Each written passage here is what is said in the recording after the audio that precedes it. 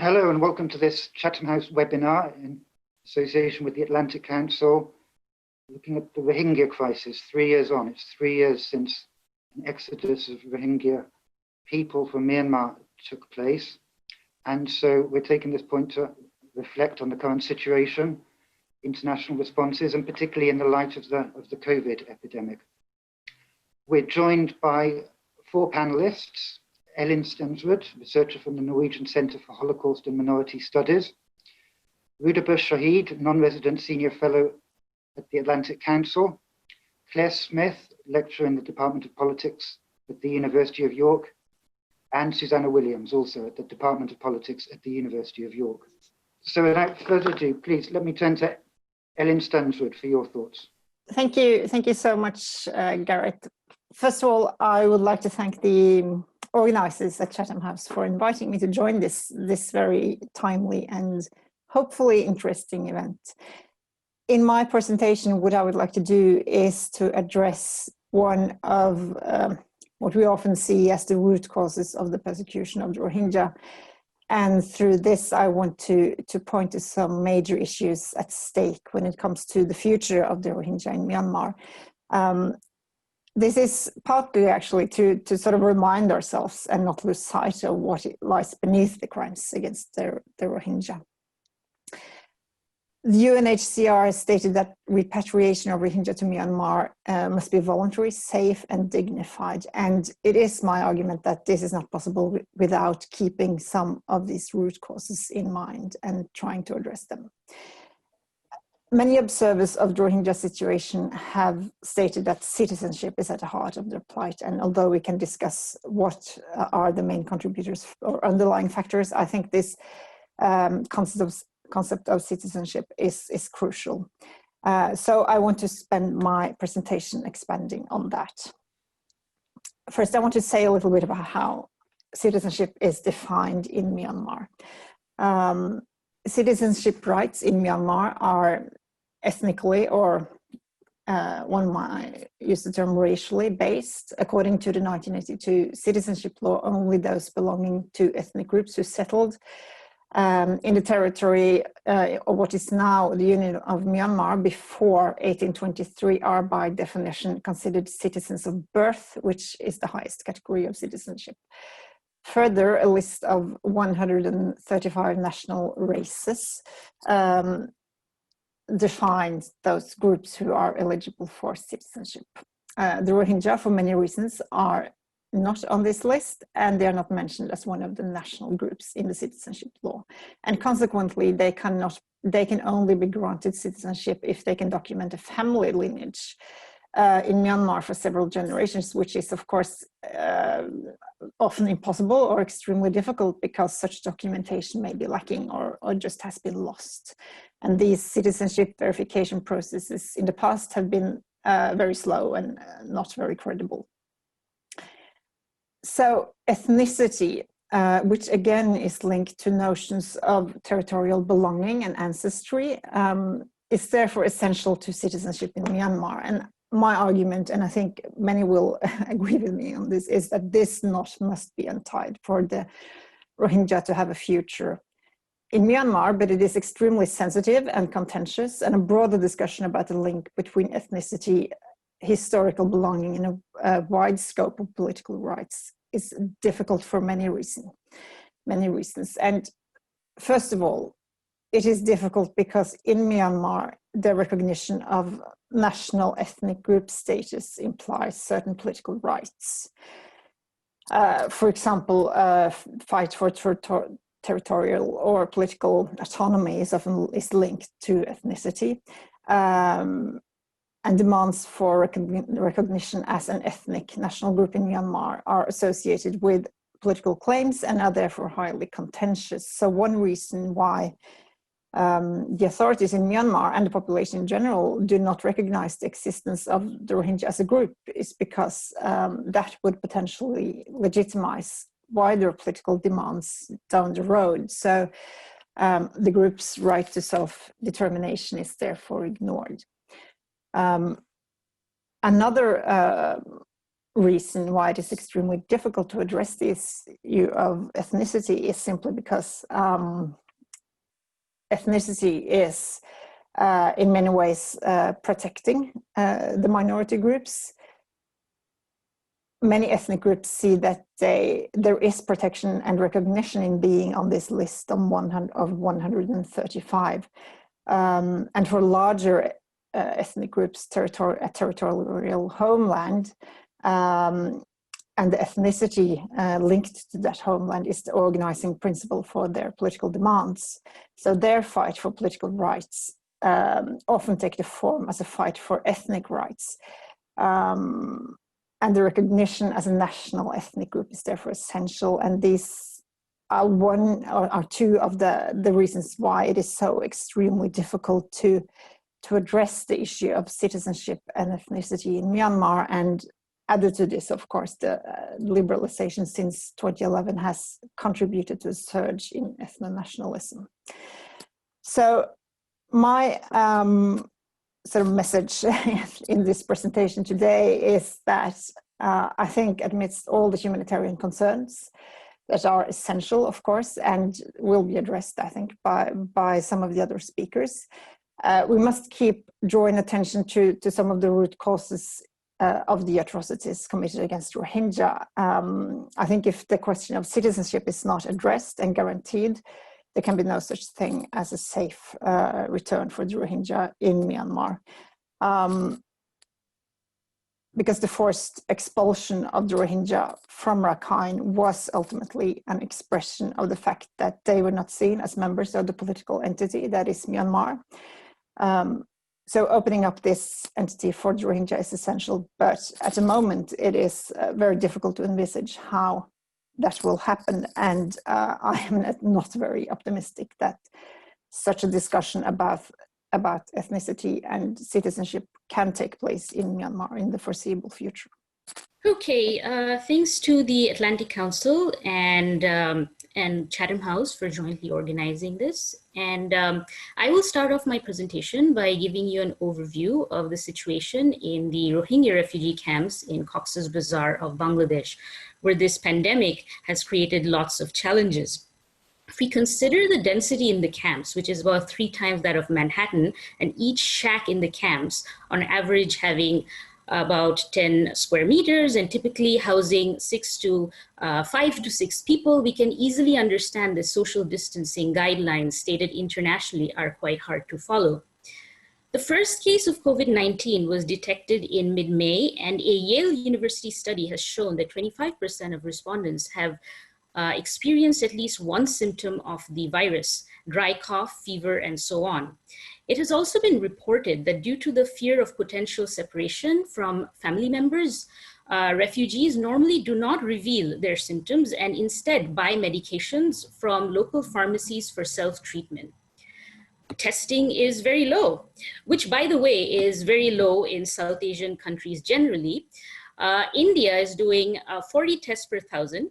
Pakistan is doing 13 tests per 1,000, and Bangladesh is doing 10 tests per 1,000. On the other hand, the US is doing 291, and the UK is doing 237 tests per 1,000. So in the Rohingya camps, as of August 24th, only 3,176 tests have been conducted among the refugees, and 79 of them came out positive, indicating a 2% infection rate.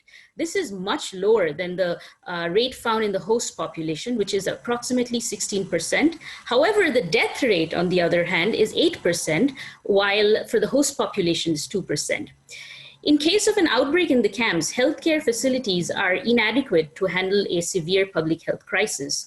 As of mid-August, isolation centers have been set up with around 800 beds for camp residents, and there are only 2 ventilators in the whole of Cox's Bazar, which is not just for the refugees, but also for the host community living outside. So one good thing so far is 3G and 4G internet have been restored in the refugee camps in Bangladesh. So the refugees can now get updated news on COVID-19.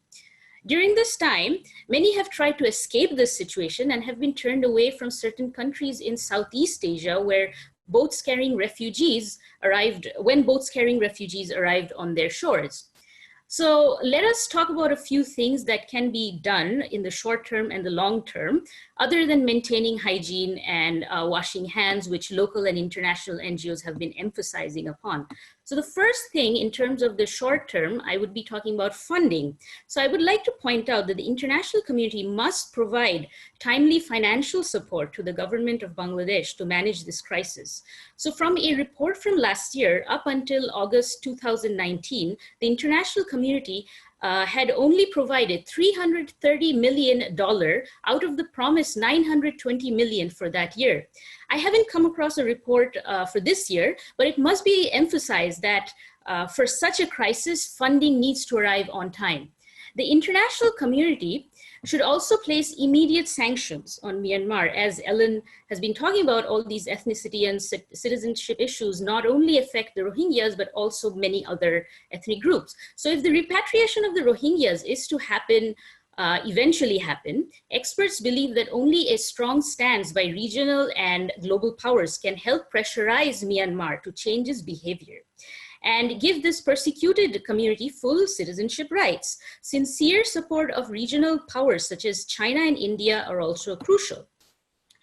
In the long term, well, the continuous violence in the Rohingya state suggests that we have to look at other solutions. So one thing is to consider other than repatriation is resettlement into third countries. So in the long run, it is imperative that the international community makes an active effort in resettling Rohingyas to third countries. Perhaps the OIC, the Organization for Islamic Cooperation, can help Bangladesh to look into this proactively. One good example from South Asia in terms of third country settlement is the case of the Lhotshampa refugees, where approximately 100,000 Bhutanese refugees lived in refugee camps in southern Nepal in the 90s and have been largely settled into third countries such as the UK and the US. Of course, this is a much smaller population we're talking about, but this is a successful case of resettlement in a third country overseen by the UNHCR. So also, I would like to add that in the long term, the Bangladesh government might consider amendment to its COVID-19 bill. And in doing so, it should consider the host community as well as the Rohingya refugees living in Cox's Bazar. UNDP study last year estimated that the price for essential goods had increased by 50%, while daily wages have decreased by 15% in Cox's Bazar. So most countries have not included refugees in their COVID-19 bill, but due to the protracted nature of this crisis, it is imperative that the Bangladesh government at least considers in the long run in doing so. Finally, if and when we do get a vaccine for COVID-19, there should be active efforts to vaccinate the population living in the refugee camps as soon as possible, because an outbreak there might offset any vaccination programs in the rest of South Asia. And to my previous point, I might want to add that, this ongoing pandemic has aggravated tensions between the Rohingya refugees and the host community living outside. So any kind of, short-term solutions, in terms of them having a mutual relationship with people living outside the camps would include, keeping everybody happy. So, the COVID-19 bill is something that I would like to emphasize upon, because there are a lot of people joining us today from the Bangladesh establishment, and embassies and High Commission officials are also joining us. So I would like to stop here, and we'll answer queries during the Q&A session. And thank you to Ellen for making this easier for me to move on. And over to you, Claire and Susie. Thank you so much, Ellen and Rudabe, for setting things out. And thanks again to Chatham House and the Atlantic Council for hosting us. So Susanna Williams and I from the University of York, we're going to be talking about some research we've been doing for forthcoming paper with the journal Global Responsibility to Protect, that in a special edition that Ellen, our colleague here, is co-editing. And our research builds on the work done by some important scholars who've been looking at the role of Southeast Asian states, and in particular Indonesia, in responding to the Rohingya crisis. So rather than looking at the root causes of the crisis, as Ellen has laid out, and some of the enduring problems and the current status of the refugees that Rudabe has been highlighting, our focus is rather on the unique role that Indonesia has been playing in terms of how it's responded to the crisis via what's been dubbed quiet diplomacy. Now, Indonesia is in a unique position, both regionally and internationally, given that it's the largest Muslim majority state in the world, a very close ally of Myanmar in the region, a core member of ASEAN, the regional association, a member of the OIC, which has been very active on this crisis, and of course is currently a member of the UN Security Council, so it has a very strategic role to play here. And importantly, it bridges all of these different fora who have an interest in the Myanmar crisis in relation to the Rohingya.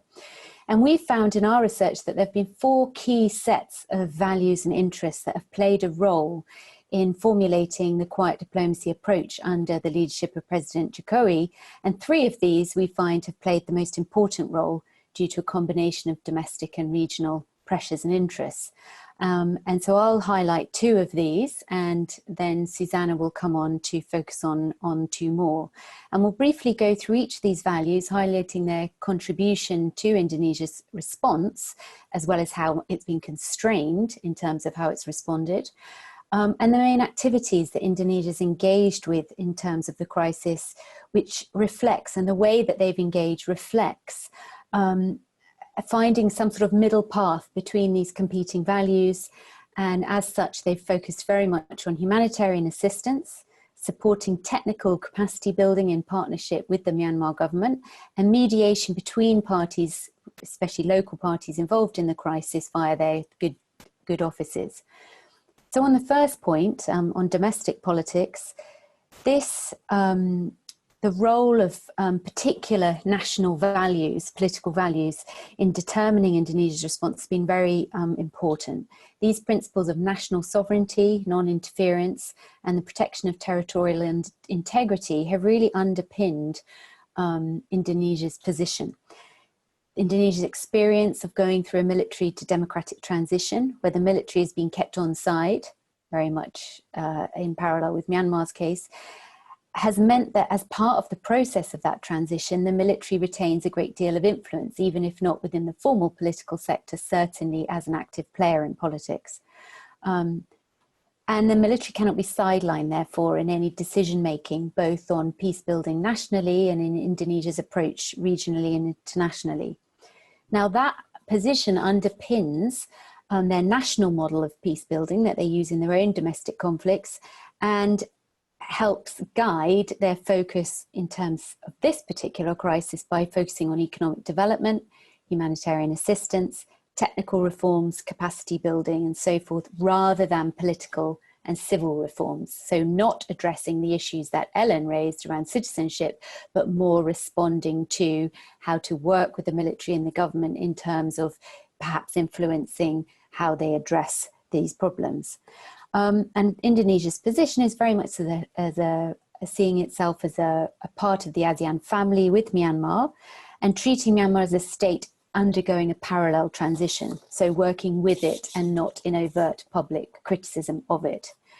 Now that underpins the second set of values, which is of course the ASEAN framework, and what's known as the ASEAN way, which is not working against Myanmar, but working with it via technical cooperation, capacity building, diplomatic engagement, and facilitation. These are some of the key methods and approaches that are used by Indonesia via ASEAN.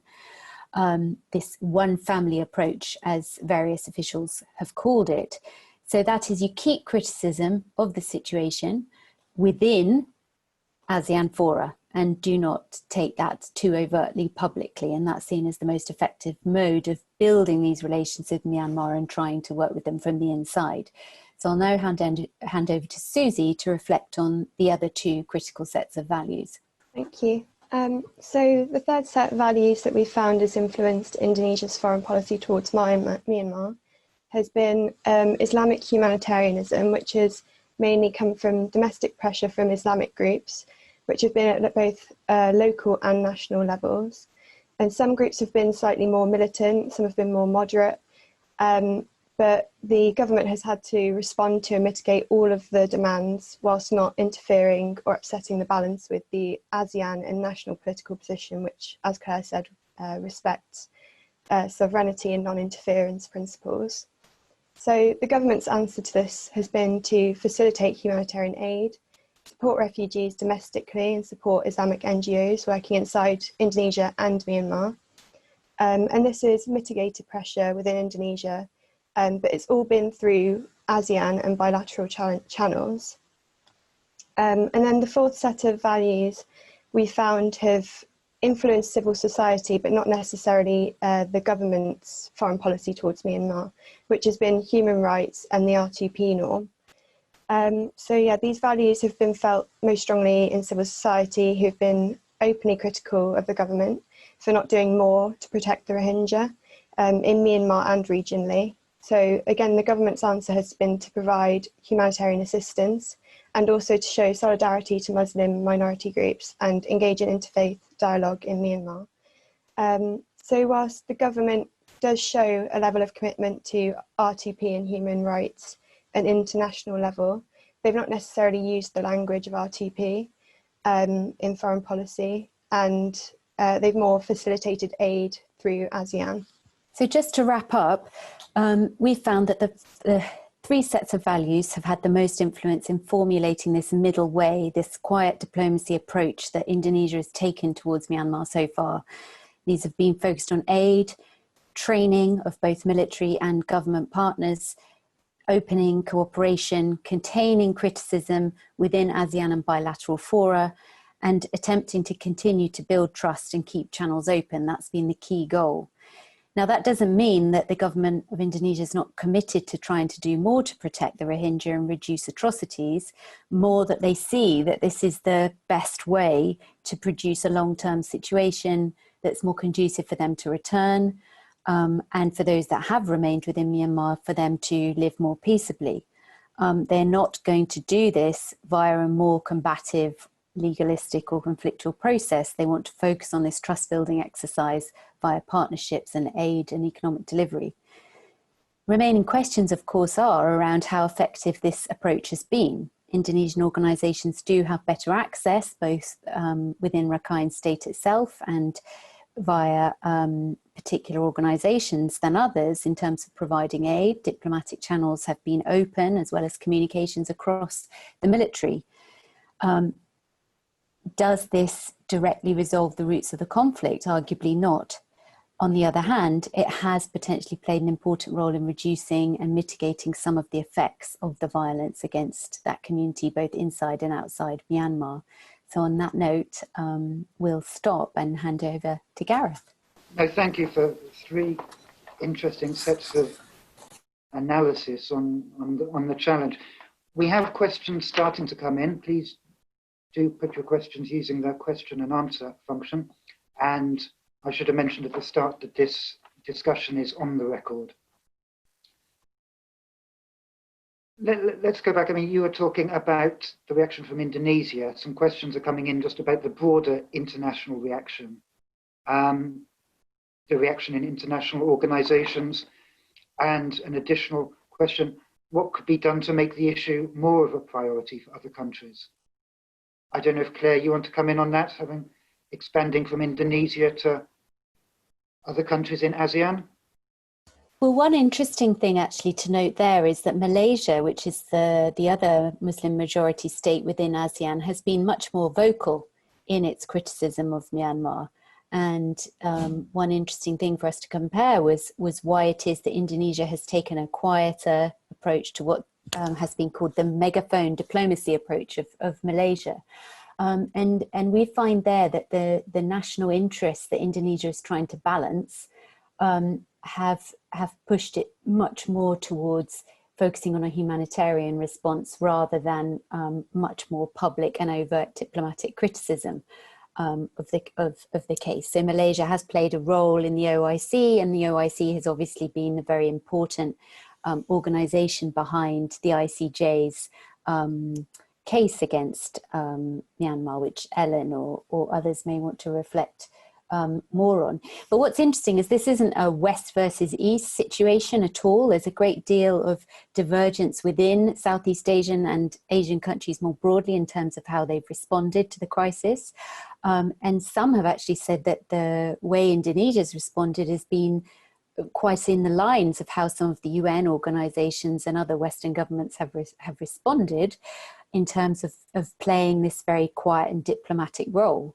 So I think we don't see a West versus East response here at all. And indeed, there's been a lot of debate and contention between Muslim majority and Islamic states over how they should respond to the treatment of this Muslim minority group.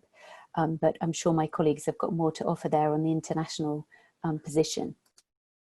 I wonder, Rudaba, might you have some comments? You were certainly calling for a stronger approach. I mean, I guess the question is, what's effective versus what's feasible? So I actually am, I think a little differently, I guess, studying the conflict from, I guess, a different perspective from Claire and Susanna. Yeah, I think it's beyond, I think it's at this point, there should be more a harder approach taken. So, for example, sanctions. I mean, there have been some sanctions placed. One of the questions here, actually a comment, was that some sanctions were placed, for example, on 4 Myanmar military officials, and in terms of travel or entry to the US. So the US put sanctions. I think at this point, the EU has been advocating about sanctions on certain businesses that are operated by the Myanmar army. And every time, Myanmar is a growing economy, we have to understand that, and there would be investments. And all major countries in the world have investments there. But every time somebody goes there and makes investments, one should understand if it actually, how much is owned by the Myanmar army, how much it's owned by the people. So we should probably make a distinction between the army and the people at this point, because the army has been carrying out ethnic cleansing and also had intentions of genocide. So that's all I can say at this point in time in terms of sanctions. I wonder actually what Ellen would think about this, because you know, it seems probably that Rudaba has rather different position to at least our research on this, and I wonder where, sorry to drag you in, Ellen, but I wonder what your response would be regarding international reactions to Myanmar. Well,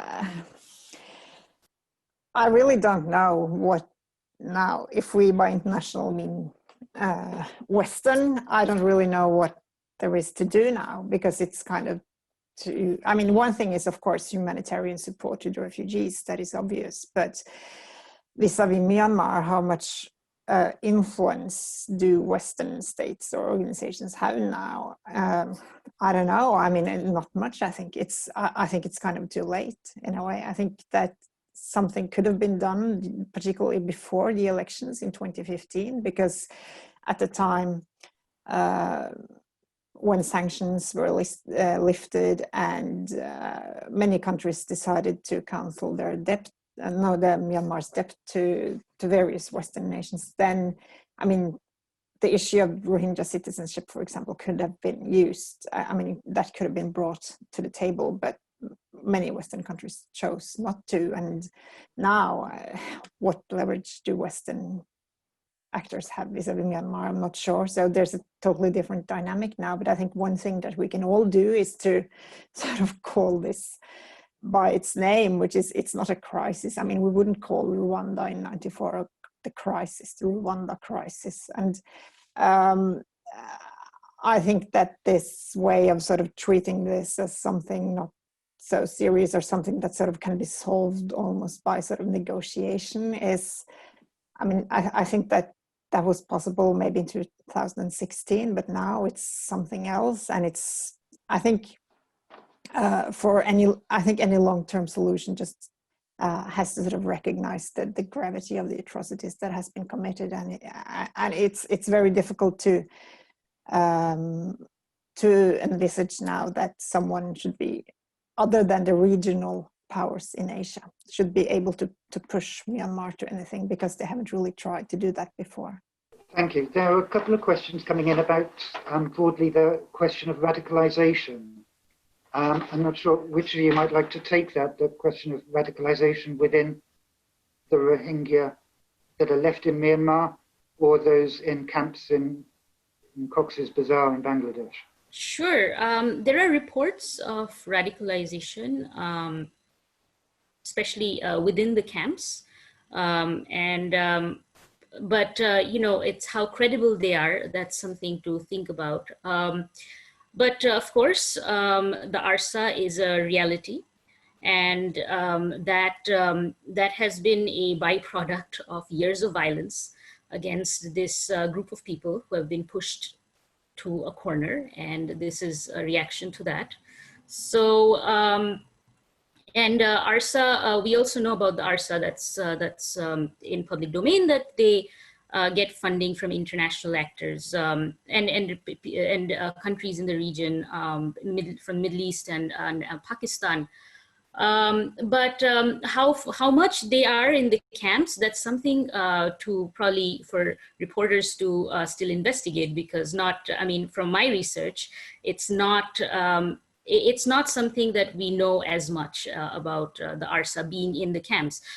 They might be in the Rakhine state. There are still, one of the questions that I saw on the question answer tab is that how many Rohingyas are left in Myanmar. So estimates about 400,000 to 500,000.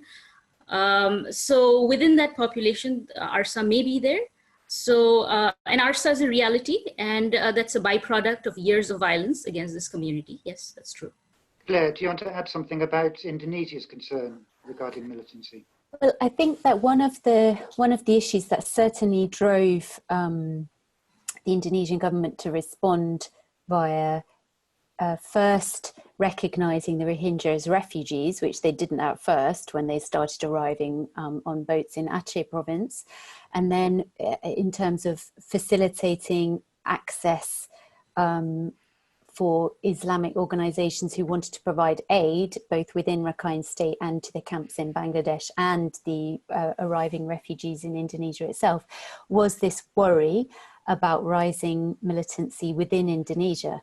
So these small militant groups that were putting pressure on the government in relation to this situation. So pacifying those groups and responding to more moderate organizations calling for the provision of aid and so forth has certainly played a role in their response. And that's one of the key tensions that they had to face. They had to do something because they had to respond to this, significant domestic pressure, but at the same time without doing so in such a way that Myanmar would close the doors and that would be seen as being done in a suitably ASEAN-like way. I have much less information about the militancy outside Indonesia in terms of how it's been operating in Myanmar itself or in the borders, but that's certainly a concern of ASEAN's and wanting to reduce that security threat. Whether it's been used, as some people say, as a way to launch attacks against the Rohingya is perhaps another part of the story. And more to do with Myanmar politics. If I could take the liberty of paraphrasing a couple of the questions around the situation for Rohingya left in Myanmar. Potentially, is there a solution for the Rohingya outside of Myanmar from those who are still within Myanmar? I don't know if Ellen, if you might speak to that. Well, I think it's really important in this the situation we are in now with such a huge refugee population in Bangladesh to keep up, to keep the attention to those left in Myanmar also. And there has been I mean, as you know, with the other military conflict in Rakhine State, it's really difficult with humanitarian access, and I don't know. We now have this order from the International Court of Justice, right, that states that those Rohingya left in Myanmar are under threat of genocide, and I think that's, you know, it's a fair statement. I think that they're in a very difficult situation, and we should, I mean, sometimes I get the feeling from some of the discussions, particularly the discussions about accountability, that we are now in a sort of post-crisis situation where we have to address the crimes of the past as if it's not still going on. So I think within that context, and particularly when we're in discussions about accountability and about sort of when it's the time for justice and how to achieve justice, I think it's really important to remind ourselves that of all these Rohingya left in Myanmar and that they are under extreme threat, actually. We have a question here, I think aimed at you, Rudaba, how COVID has exacerbated human trafficking in the region. Previous reports have highlighted the rise in exploitation of refugees in Bangladesh. Are there any measures in place to prevent or protect victims? No, COVID has been an excuse, unfortunately, for a lot of countries, especially in Southeast Asia. I mean, the Rohingyas, there were cases even before this COVID crisis, especially in 2015, where they were on boats trying to get to other countries in Southeast Asia, mainly Malaysia. I mean, even last week, some Rohingyas landed in Indonesia. So, but Malaysian authorities during this time, they have not allowed a lot of boats to enter their territories, unfortunately, and that has been in the news during the summer. In terms of Bangladesh, yes, it's a reality that you know, certain human trafficking groups are operating in the camps. That's out in public domain. So we know that, and I'm sure they're making good use of this situation where a vulnerable population is even more vulnerable. We have a lot of questions which we can't get through, but one which I think sums up quite a lot of the issues. What are your ideas for a durable solution? Maybe we'll start with you, Claire. Well, as I think we outlined, our research has very much been focused on what the role of Indonesia has been, both bilaterally and with ASEAN. And one reflection that I think you know, I'd like to make here is that that's just one part of the puzzle. It's an enormous, enormous problem. I think, as Ellen was outlining, it's and in what Rudaba was saying about the scale and the size of the problem. And most of the refugees are in Bangladesh, and we now have almost a state within a state, if you think about the size of the population that's living in the camps there. And this is a problem that's going to affect the Asian region for the next 50, 75 or so years. This isn't anything that will be resolved quickly. So it needs every possible solution being used on it. It may be that some states work best via a quiet diplomatic approach that enables them to have access. It means they can keep talking to the military. It means that they can keep talking to the government about potentially reducing the violence that they've been carrying out against this group.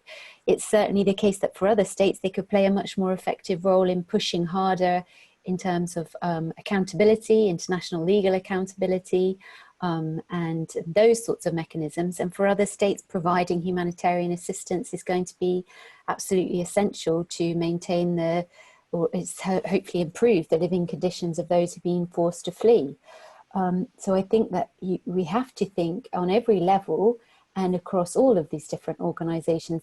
I don't think there's one simple solution, but it has to be addressed multilaterally and via all these different forums. But certainly what we've seen politically, and I think Ellen was highlighting this, is that the Southeast Asian states have a key role to play, and how they are able to access Myanmar and to talk to it as a friend and ally is very important. And I think the EU and other states need to work much more closely with ASEAN states in dealing with this. There's also the question, of course, of China.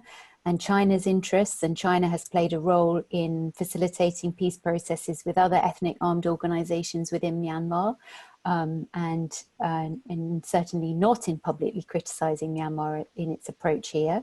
So the Asian states have to think in terms of negotiating with and balancing China's role too. So that's not a neat answer, but I think it reflects the gravity of the problem here. Ellen, can I ask you what you think a durable solution might be and how we might get there? Unfortunately, I'm not optimistic. I think that for the foreseeable future, there will be a huge refugee population of stateless people in Bangladesh. That's just the reality of the situation. I can't see how. I mean, there will be some repatriation, I think, and that will be used as sort of a whitewash by the Myanmar government. They will say that look, we are accepting. There will be this very slow processes of some sort of verification of the identity of some of the refugees, and they will be resettled in some kind of camps, maybe in Myanmar. I mean, that's what's happening, right? They're building camps for them. But on a larger scale, I don't see that. I don't see this happening. But I think it's important to sort of take a step back and look at, as I said in my introduction, at some of the root causes and this ethno-nationalism and this link between ethnicity and citizenship, and to also remind ourselves that this notion of citizenship in Myanmar is, I mean, it's created at some point, right? It's not given, or it's not like a force of nature. It doesn't have to be that way. So, and it's based on how, partly on the colonial history, but also on how the state was constructed after independence, right? And then this talk of the unity of the 135 or the different ethnic national groups was sort of created, and it's this historical myth that the territory of Myanmar has this long history.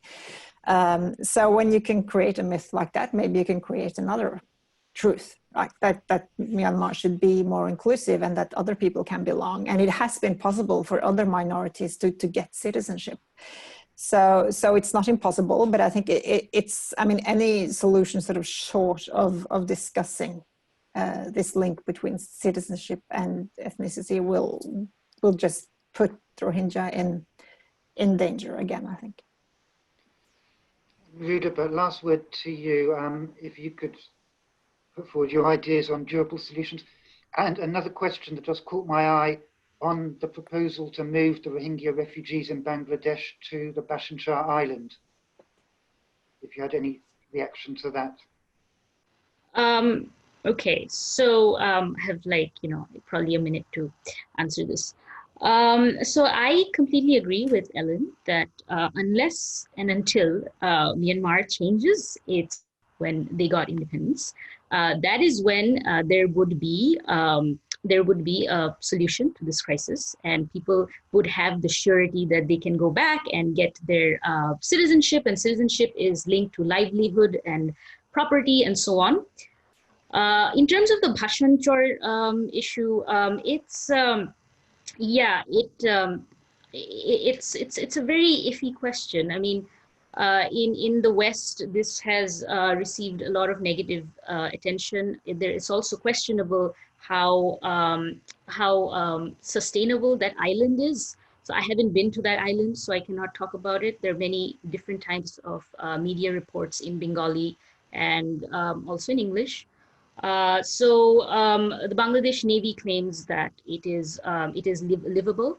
So I think, on the other hand, I think that instead of the Bhasan Char issue, I think one would be thinking of third country resettlements.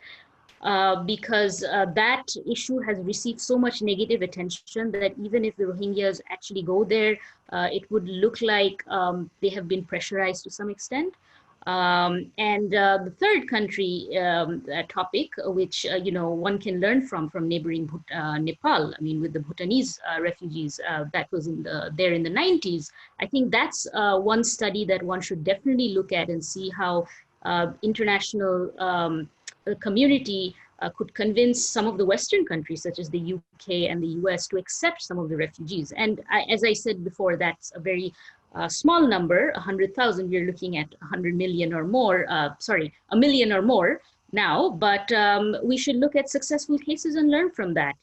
Thank you. Well, I mean, from your comments, it's an issue that we'll continue to focus on, and it's an issue that's not going to go away. It leaves me just to thank all of our panelists, and thank you for a large number of participants. Apologies for a few technical issues on my side, and apologies again for not being able to get through all of the questions, but I hope you've enjoyed the discussion. Thank you.